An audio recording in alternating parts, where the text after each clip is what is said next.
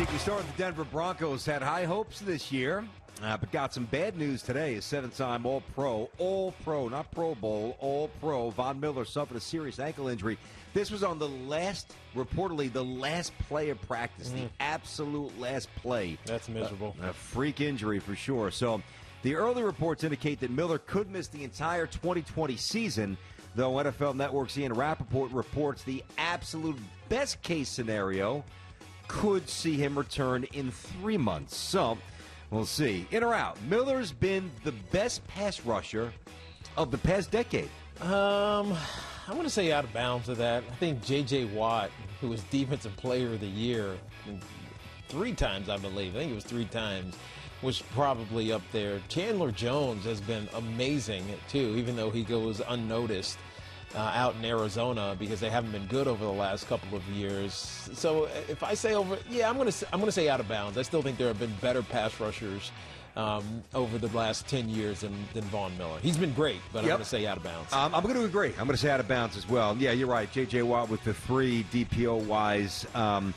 Listen, if we were asked this question a couple of years ago, we would say that J.J. Watt's one of the best of all time. That's right. And really, based on those 3 awards, he actually is in territory where he will be considered that. He was heading to LT territory. No doubt. But the last couple of years, 2018 was really good, but a lot of injuries. Yep. And outside of 2018, where he had 16 sacks, 3 other years, he had 5.5 total.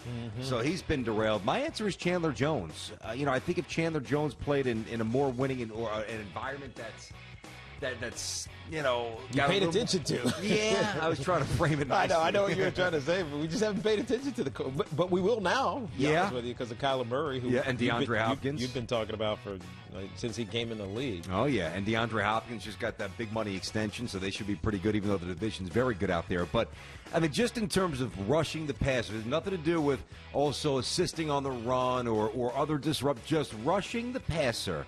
I mean, the last couple of years, first of all, Chandler Jones had 19 sacks a year ago, 13 the year before that, and 17 the year before that. Yep. He's getting better with age. So just because you're a bit of an obscure figure, and I put quotes around obscure, he's not really obscure, but compared to J.J. Watt, I guess he's a little obscure maybe, and even Von Miller.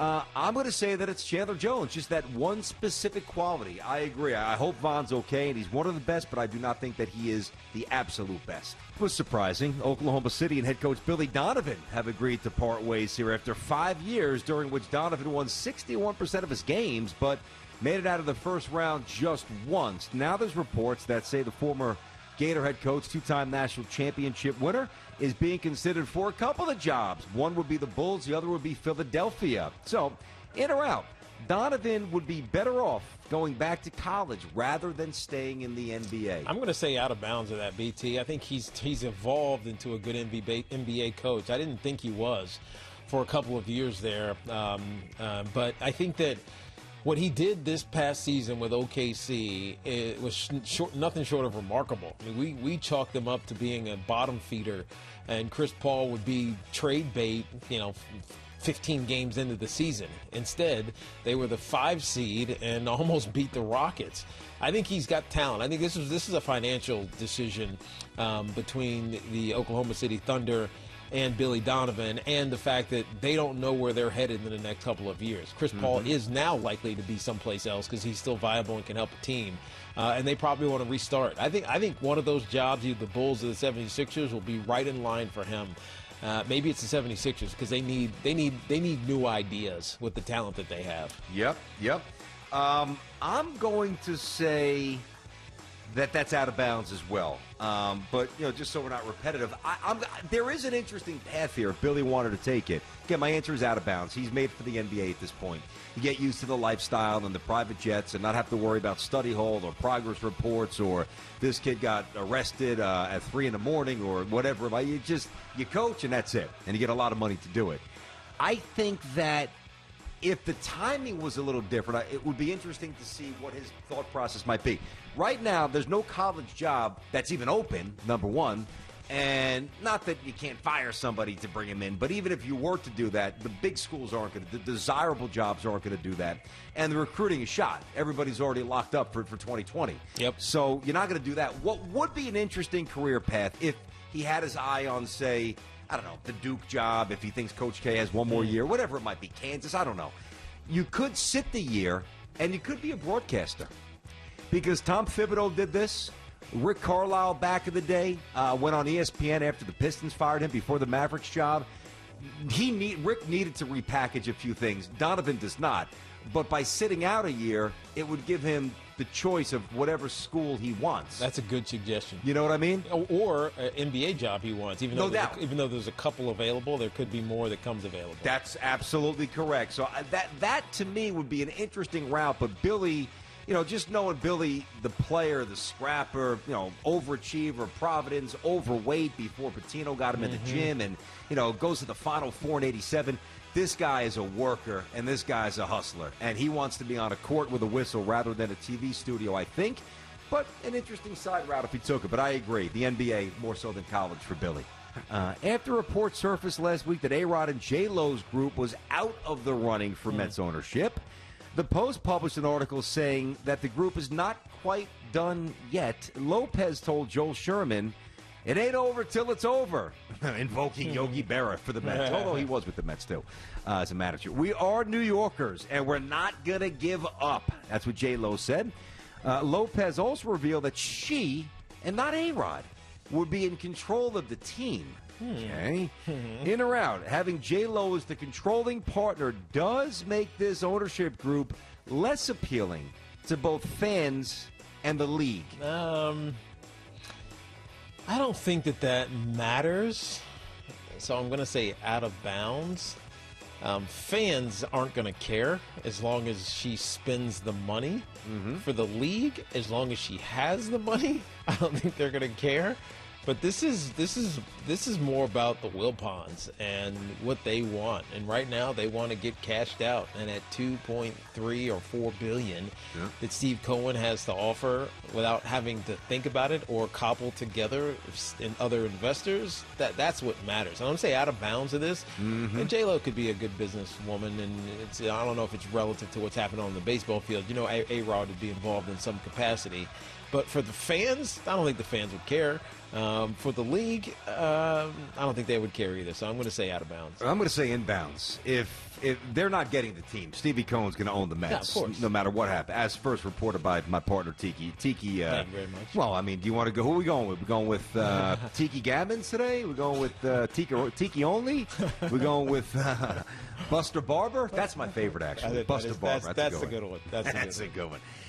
J-Lo and A-Rod are not going to own this team, but if they did, Alex Rodriguez has to be the controlling partner. I mean, come on, dude. How would you let that happen? I agree. I'm talking about for the fans and for the league. Yeah. I don't think they care.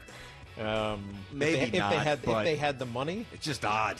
It's just odd. I don't care how much he cheated. First of all, she doesn't have the time to do this because she's still on tour and traveling and doing concerts. Even though she may stop doing that because nobody's doing that right now. She might enjoy being home with her family. Maybe. Yeah, I mean, I'm sure. But now, are they married yet, or are they engaged? They're just still engaged. Okay, so maybe they have a 30-year engagement like Paulina and Dustin Johnson. But what happens what happens if they get married and then they get divorced? She's running the show, and A-Rod, the would-be Hall of Famer if he didn't cheat, is not the liaison to Major League Baseball? It's so complicated. It's weird. It's so complicated. It's gotta be That's Alex. another reason why they're not getting the team, and Steve Cohen is. There you go. All right, so as we kick off this unique college football season, the Irish will play this season in the ACC, as we know, and open up against Duke on Saturday. Clemson's still the favorite to win the division, of course, and yesterday during his weekly presser, Dabo said he's pumped up to have the Irish inside the conference. Inbounds, out of bounds, Teak. It would be better for both Notre Dame and the ACC to make the move permanent. I think this is inbounds, BT. And most people won't agree, and they'll talk about the NBC deal, the standalone deal that they have, and the financial windfall from that. But when you actually go look at that deal, it's not that huge of a financial windfall relative to some of the other top teams in college football. Now, you do have great exposure, and it makes you feel unique in a sense, but I think being aligned with... At this point, Notre Dame is not going to just fall into the masses of another conference. So I'm going to say inbounds. I think it would benefit them. I'm going to say out of bounds. Not that what you said is wrong. It's not. But I I don't think it's the optimal alignment. I think the optimal Big Ten. Yeah, I know. Spit it out. Optimal. It is hard to say because I almost screwed it up. It's not that hard. Optimal. What the hell's so hard about that? Because you just said it standalone. No, you know what it was? Optimal alignment. That's the thing. The L at the end of optimal and the L, the second letter in alignment, Right. those L's were kind of blurring together a little bit. The Big Ten to me is the best fit geographically. It just feels the Irish, if they're going to go conference, they feel, Notre Dame, Ohio State, Notre Dame, Michigan, Notre Dame, Clemson. I'm not saying it doesn't have great appeal. It just doesn't feel the same. Thanks for watching. Make sure you like and subscribe, and don't forget to hit that bell to be notified when we drop fresh content.